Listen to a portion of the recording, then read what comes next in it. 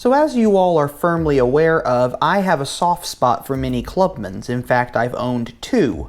One was a Cooper Clubman, and one was a John Cooper Works. So this video of a 2009 John Cooper Works Clubman seems fitting to have on the channel. This is one of the launch cars. Now, you saw the previous car I showed you, which was a 2009 John Cooper Works hardtop. That was also a launch car. That one had an incredible interior. This one doesn't have that same interior, but it is an incredible car nonetheless. 208 horsepower, 1.6 liter turbocharged motor. This does not have the John Cooper Works Aero kit, as apparently that was an option at one point before it became standard, and this car just didn't have it. In fact, a lot of early John Cooper Works cars did not have the Aero kit. They had just the regular Cooper S front and rear bumpers and side skirts. So this one fits well right in with that. It also had the JCW spoiler up on the top, which is very different from the regular Cooper S spoiler. In fact, my John Cooper Works Clubman had a Cooper S spoiler on the top instead of the raised John Cooper Works style spoiler that everyone really likes. And in fact, I kind of liked the lower profile of the other one. But this is a great looking car. You have the challenge spoke wheels in silver. I like them in black, but the silver ones don't look terrible. You have the chrome side scuttles, lots of chrome trim rings. You'll notice the carbon fiber mirror caps as well. Overall, just a really pretty car, and this video showing all the details of this vehicle is amazing because I love looking at the details of these cars because, like I said, they're beautiful cars. Now, the funny thing about the Clubman is that the car was identical from the R56 from the B-pillars forward, basically. Everything beyond that was completely different. In fact, even the roof was completely different. The headroom in the Clubman was far more than the headroom in the hardtop, so much more interior space, obviously, given the length of the car, but also vertical headroom space was a lot different. I really liked it that way. I thought it was just a great car because of that. And of course, that club door wasn't too bad either. And a lot of people do complain about the barn doors at the back with the split down the middle, but the funny thing is, I never found that to be an issue. I guess I just never noticed it, or just never paid attention to it. I just focused on driving the car and enjoying it. So the fact that it had a split down the middle didn't matter to me. The car's asymmetry, though, I'm sure messed with a lot of people with OCD, given the fact that it had a club door on one side and not on the other. I have OCD, but this car just never bothered me in that way. Although it is funny that it only has one reverse light and one rear fog light. But it's a great car. They're very hard to find as JCW Clubmans. JCW Clubmans were some of the rarest cars out there.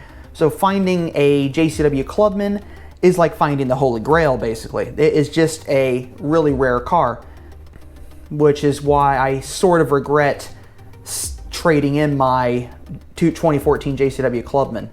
That one also being the fact that it was a rare kite blue, which was one of the last kite blue cars to roll off the assembly line.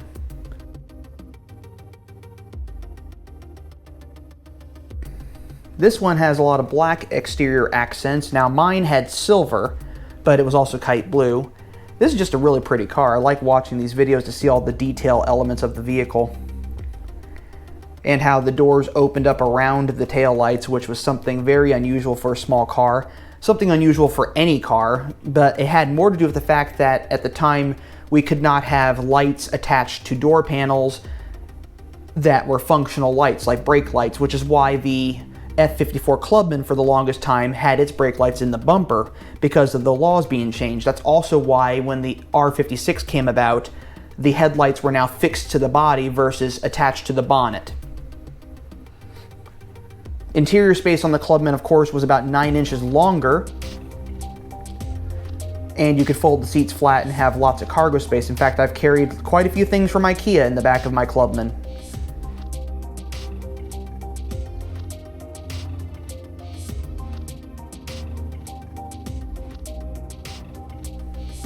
Classic Mini interior.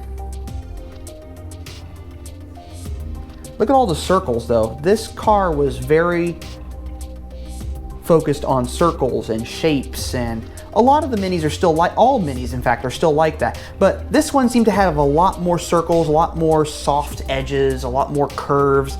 There was something really pretty about that car. And this had a punched leather interior in this one, which I had in a Cooper S JCW, so I did have that interior before, and I really liked it.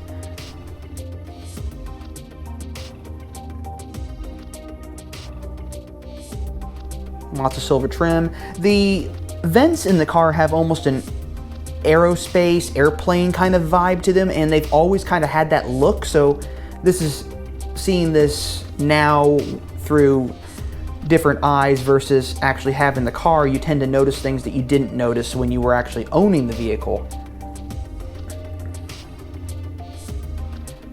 And of course that infamous sport button right there. You gotta have a sport button in a Mini. No other way to have it. All the toggle switches except the sunroof, because this one doesn't look like it has a sunroof at all. Kind of nice to see an R55 when it's brand new. You tend to find a lot of them after they've been used, but this one, brand spanking new, nice and clean, no damage, no dings, no scratches, no scuffs, just clean and tidy in the way it was when it rolled off the assembly line. Granted, this video is about 12 years old.